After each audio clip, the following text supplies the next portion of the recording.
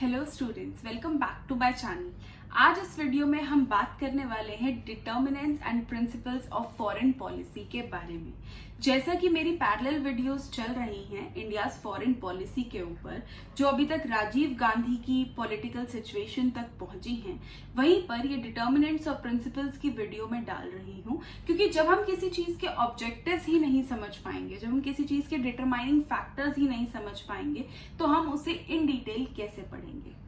किसी भी कंट्री की फॉरेन पॉलिसी को डिटरमाइन करना दो चीजों पर डिपेंड करता है। पहला है डिप्लोमेसी और दूसरा है नेशनल इंटरेस्ट। अगर हम डिप्लोमेसी की बात करें तो किसी भी कंट्री में डिप्लोमैट्स या जो फॉरेन रिलेशंस एस्टैब्लिश करने वाले लोग हैं वो बहुत ज्यादा इंपॉर्टेंट माने जाते हैं, क्योंकि किसी भी कंट्री में डिप्लोमेसी यानी किस तरीके से अपने फॉरेन रिलेशंस को बनाना है, कैसे अपने पार्टनर्स के साथ डील करना है, ये सब बहुत ज्यादा इंपॉर्टेंट हो जाता है। तो वहीं पर डिप्लोमेसी जो है वो बहुत ही इंपॉर्टेंट रोल प्ले करती है जब हम बात करते हैं फॉरेन पॉलिसी के बारे में। जो सेकेंड डिटरमाइनिंग फैक्टर है that is the national interest. किसी भी कंट्री का नेशनल इंटरेस्ट, किसी भी कंट्री का अपना इंटरेस्ट उसे बहुत ज्यादा हेल्प करता है ये डिटरमाइन करने में कि कौन सी पॉलिसी उस कंट्री को परस्यू करनी है in the coming time. So national interest and diplomacy दो इंपॉर्टेंट क्राइटेरियाज बनते हैं किसी भी कंट्री की फॉरेन पॉलिसी को डिटरमाइन करने के लिए।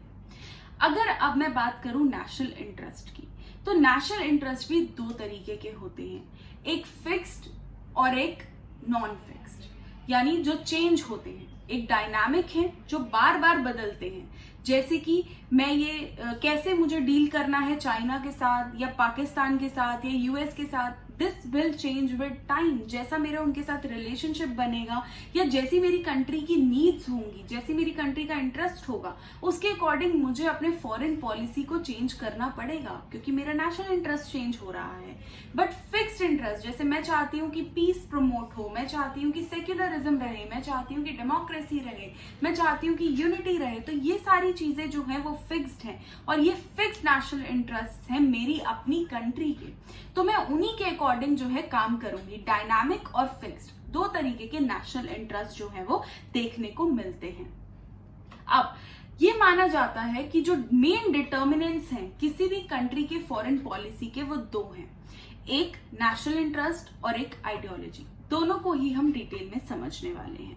नेशनल इंटरेस्ट कैसे डिटरमाइन करता है किसी भी कंट्री की फॉरेन पॉलिसी। मान लीजिए मुझे अपने फ्रेंड के साथ रिलेशनशिप्स एस्टैब्लिश करने हैं, बट उस टाइम मुझे अपने इंटरेस्ट को भी ध्यान में रखना होगा कि क्या मुझे वो पसंद है, क्या वो वैसी ही है जैसा मैं चाहती हूँ कि मेरी फ्रेंड हो, क्या वो मेरे लिए अवेलेबल है, क्या जब मुझे प्रॉब्लम होगी तो क्या मैं एक कॉल करूंगी एंड वो मेरी 3 AM फ्रेंड बनेगी, या जो भी मेरे इंटरेस्ट से रिलेटेड चीजें हैं क्या वो सब फुलफिल हो रही हैं। ऐसा ही कुछ ध्यान में रखा जाता है जब नेशनल इंटरेस्ट को फॉरेन पॉलिसी बनाने के लिए देखा जाता है।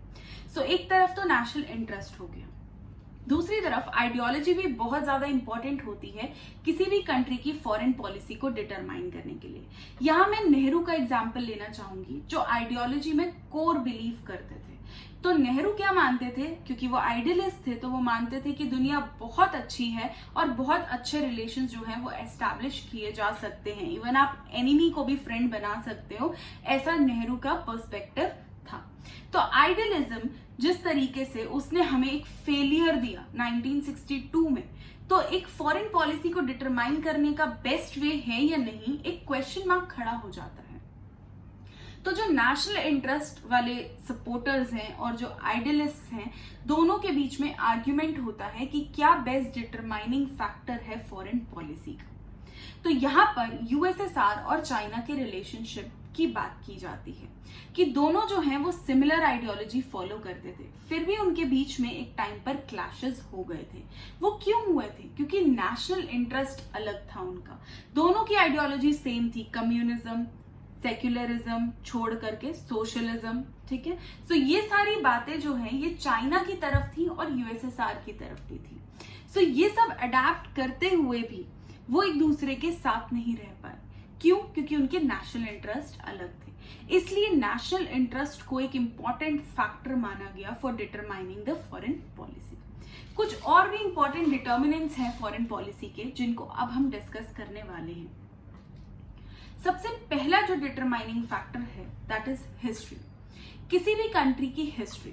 अब मैं इंडिया की हिस्टोरिकल लेगेसी देखूं तो हमारे ऊपर मुगल्स ने भी राज किया, ब्रिटिशर्स ने भी राज किया, फिर उसके बाद कांग्रेस ने बहुत टाइम तक रूल किया इंडिया को, और अब बीजेपी पावर पर है। सभी की अपनी एक इम्पोर्टेंस है।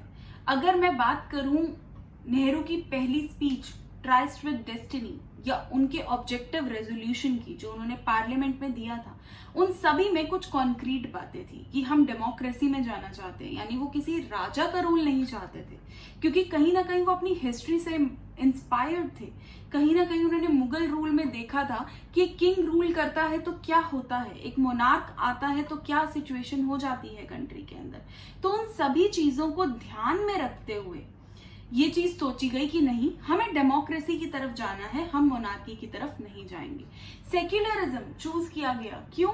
क्योंकि जो पार्टीशन के टाइम पर जो सिचुएशन खड़ी हुई हमारी हिस्ट्री की वजह से, उन सब ने हमें बताया कि फ्यूचर में ऐसे कोई राइट्स ना हो जाए बिटवीन रिलीजियस ग्रुप्स, तो हमें बहुत ज्यादा जरूरत है सेक्युलरिज्म को फॉलो करने की। तो कहीं ना कहीं हमारा हिस्टोरिकल पास्ट, हमारी हिस्टोरिकल लेगेसी हमारी फॉरेन पॉलिसी को डिटरमाइन करने में भी हेल्प करती है। जो सेकेंड इंपॉर्टेंट डिटरमाइनिंग फैक्टर है वो है हमारी ज्योग्राफी। अगर मैं इंडिया की ज्योग्राफिकल पोजीशन देखूं तो इंडिया एक बहुत ही बड़ी कंट्री है साउथ एशिया में, और उसके जो नेबर्स हैं जैसे कि चाइना, नेपाल, भूटान, म्यांमार, मालदीव, बांग्लादेश, अफगानिस्तान, पाकिस्तान, सभी के साथ जो है कहीं ना कहीं इंडिया ने क्लैश किया हुआ है कभी ना कभी। एक या दो कंट्रीज ही हैं जिनके साथ हमारे अच्छे रिलेशंस रहे हैं, जैसे हमने श्रीलंका के साथ भी अपने कॉन्फ्लिक्ट की बात की थी राजीव गांधी वाली वीडियो में। सो कहीं ना कहीं हमारी जो प्रॉब्लम है, जो ज्योग्राफिकल प्रॉब्लम है, वो बनी हुई है। तो जब भी हम फॉरेन पॉलिसी बनाएंगे तो हम इस चीज का ध्यान रखेंगे कि हम अपने किसी भी नेबर के सेंटिमेंट्स को हर्ट ना कर दें। ऐसा ना हो कि हम कोई ऐसी पॉलिसी बना दें जिससे कल को वॉर हो जाए हमारे बॉर्डर में आसपास। तो ज्योग्राफिकल पोजीशन जो है उसका भी ध्यान रखना बहुत ज्यादा जरूरी है। साथ ही साथ ज्योग्राफी इसलिए भी इंपॉर्टेंट है क्योंकि वो रिसोर्सेस को भी डिटरमाइन करती है। अब ज्योग्राफिकल पोजीशन की वजह से हर कंट्री के पास कुछ ना कुछ रिसोर्सेज की ओनरशिप आती है जो उसे या तो किसी कंट्री पे डिपेंडेंट बनाती है या इंडिपेंडेंट। मान लीजिए ऑयल की मैं बात करती हूँ, अगर ऑयल रिसोर्सेज हमारे पास हैं तो हमें किसी पे डिपेंड होने की जरूरत नहीं है, तो हमारी फॉरेन पॉलिसी इंडिपेंडेंट होगी। लेकिन अगर मुझे किसी कंट्री से कोई बेनिफिट्स चाहिए तो मुझे उनके फेवर में अपनी फॉरेन पॉलिसी बनानी पड़ेगी। तो कहीं ना कहीं फॉरेन पॉलिसी जो है वो ज्योग्राफी से भी लिमिट या एक्सटेंड होती है। नेक्स्ट जो इंपॉर्टेंट फैक्टर है दैट इज इकोनॉमिक डेवलपमेंट। अब मान लीजिए मैं बहुत ज्यादा अमीर कंट्री को बिलोंग करती हूँ जो वॉर्स लड़ सकती है बहुत टाइम तक, तो मे बी मैं बहुत सारे वॉर्स में इन्वॉल्व हो जाऊं। लेकिन अगर मैं किसी गरीब कंट्री को बिलोंग करती हूँ जो वॉर नहीं लड़ सकती अपने आप में, तो मैं एक ऐसा रास्ता चुनने की कोशिश करूंगी जहां पर वॉर ना हो। जैसे कि नाम जो हमने चुना था, हमने दोनों सुपर पावर्स को छोड़ दिया क्योंकि हम जानते थे कि हम उनके वॉर्स नहीं लड़ सकते, हम नहीं थे उस पोजीशन में। हम ब्रिटिश एरा से गुजर के फ्री हुए थे, न्यूली डीकॉलोनाइज्ड कंट्री थे, और कहीं भी अगर हमने वॉर लड़ा तो वो हमारे लिए प्रॉब्लमेटिक था। ये हमें पता था, इसलिए हमने नाम को चुना। तो हमारी जो फॉरेन पॉलिसी थी नाम की जो हमने चॉइस की वो एक ही चीज पर डिपेंड करती थी, इस नीड को समझते हुए कि अगर हमने नहीं लड़ाई लड़ी अपने लिए और दूसरों की लड़ाई लड़ते रहे तो हमारी इकोनॉमी जो है वो पूरे तरीके से कोलैप्स कर जाएगी। सो इकोनॉमिक डेवलपमेंट भी एक बहुत ही इंपॉर्टेंट रोल प्ले करती है फॉरेन पॉलिसी को डिटरमाइन करने के लिए। नेक्स्ट जो इंपॉर्टेंट फैक्टर है that is your political system.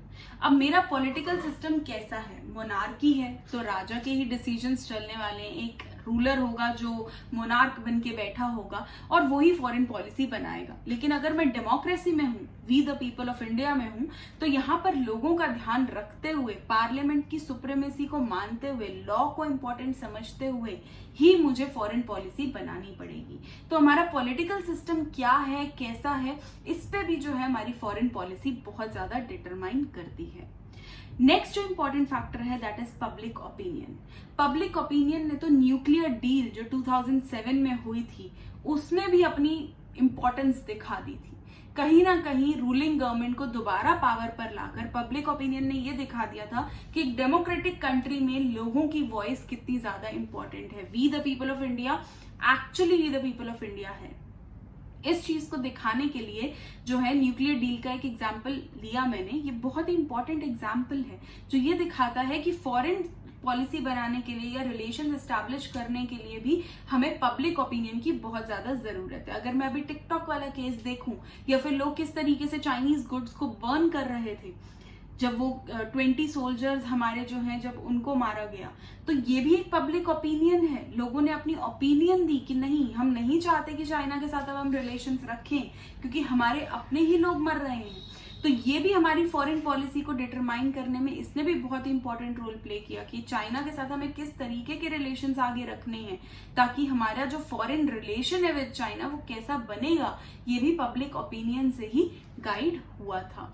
Next is leadership. Leader के हाथ में ही सब कुछ होता है, जैसा कि हमने सुना है। सो ऐसी ही लीडरशिप की एक विजन है, लीडरशिप की एक इम्पोर्टेंस है। हर कंट्री में लीडर्स जो है उनका एक रोल होता है। नेहरू के टाइम पर हमारी जो फॉरेन पॉलिसी है वो बहुत अलग थी, आइडियलिज्म पे बेस्ड थी, सब कुछ अच्छा है पे बेस्ड थी। और वही मैं उनकी बेटी की बात करूं, इंदिरा गांधी, तब तक रियलिज्म आ चुका था। हमें पता था कि वॉर लड़ना है 1971 का, तो लड़ना है। जिस नाम को नेहरू ने स्टार्ट किया था ये सोचते हुए कि ये एक विजन है टुवर्ड्स अ पॉजिटिव फ्यूचर, उस नाम को इंदिरा गांधी ने कितना चेंज कर दिया था ट्रीटी ऑफ फ्रेंडशिप साइन करके। ये सारे जो फैक्टर्स हैं ये हमने डिस्कस किए थे अपनी लास्ट वीडियो जो फॉरेन पॉलिसी की थी उसमें। सो यहाँ पर भी वही बात की जा रही है कि एक लीडर के हाथ में ही है कि किस तरीके से वो एक कंट्री की फॉरेन पॉलिसी को बनाएगा और किस तरीके से वो उसे चलाएगा या खत्म करेगा। जैसे नरसिम्हा राव जी के टाइम पर कितने ज्यादा चैलेंजेस थे। 1991 एलपीजी आ रहा था, कोल्ड वॉर पॉलिटिक्स खत्म हो गई थी, लुक ईस्ट पॉलिसी आ रही थी जिसको मैं अपनी नेक्स्ट वीडियो में डिस्कस करूंगी। सो ये सारा जो टाइम था ये चैलेंजिंग टाइम था हमारे लिए, और इसमें हमारी फॉरेन पॉलिसी भी पहले से बहुत अलग थी क्योंकि लीडरशिप अलग थी, विजन अलग थी, रास्ता दिखाने वाला अलग था। तो एक लीडरशिप की भी बहुत इंपॉर्टेंट रोल होता है उसका डिटरमाइन करने में हमारी फॉरेन पॉलिसी। नेक्स्ट जो इंपॉर्टेंट डिटर्मिनेंट है दैट इज मिलिट्री प्रिपेयर्डनेस। हमारी मिलिट्री कितनी प्रिपेयर्ड है उससे हमें कॉन्फिडेंस मिलता है कि हम रिलेशंस कैसे बना सकते हैं। अब हम चाइना के साथ इतने स्ट्रॉन्ग स्टेप्स क्यों ले पाए, क्योंकि हमें पता था कि हम केपेबल हैं अगर कोई अनड्यू सिचुएशन आ जाती है तो उससे डील करने में। अगर हमें पता होता हमारी आर्मी नहीं है इतनी ताकतवर, हम कभी भी हार सकते हैं, तो मे बी हम इतने स्ट्रॉन्ग स्टेप्स नहीं ले पाते। तो मिलिट्री प्रिपेयर्डनेस भी जो है वो हमारे फॉरेन रिलेशंस को बनाने में एक बहुत ही इंपॉर्टेंट रोल प्ले करती है। सो ये कुछ डिटर्मिनेंट्स थे जिनके बारे में मैंने बात की। History, geography, economy, politics, public opinion, leadership and military preparedness. अब जिस बारे में मैं बात करूंगी वो है प्रिंसिपल्स ऑफ फॉरेन पॉलिसी। अब प्रिंसिपल्स क्यों इंपॉर्टेंट होते हैं और प्रिंसिपल्स और ऑब्जेक्टिव में फर्क क्या होता है। कुछ लोग प्रिंसिपल्स को ऑब्जेक्टिव से मिक्स कर देते हैं। प्रिंसिपल्स जो होते हैं वो हमें रास्ता दिखाते हैं और ऑब्जेक्टिव जो होते हैं वो हमारा गोल होता है जिसको हम अचीव करना चाहते हैं। तो इंडिया कुछ प्रिंसिपल्स को फॉलो करता है अपनी फॉरेन पॉलिसी को ध्यान में रखते हुए।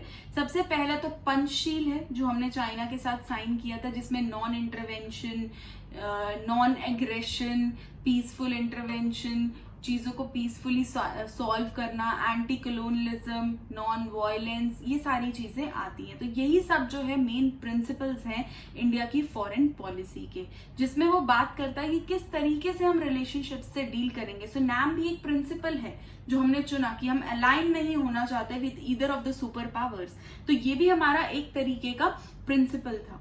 अब ऑब्जेक्टिव्स की अगर मैं बात करूं कि ऑब्जेक्टिव्स क्या है हमारी फॉरेन पॉलिसी के, वो है पीस लाना, ब्रदरहुड लाना, लोगों को यूनाइट करना आपस में, और ऐसे रिलेशनशिप्स बनाना जो कोऑपरेशन पे बेस्ड हो रादर देन वॉर की। सो पीस लाना जो है वो मेन एम है इंडिया की फॉरेन पॉलिसी का। सो यहाँ पर determinants, principles and objectives of foreign policy complete होते हैं। If you like the video please like, share and subscribe. Thank you.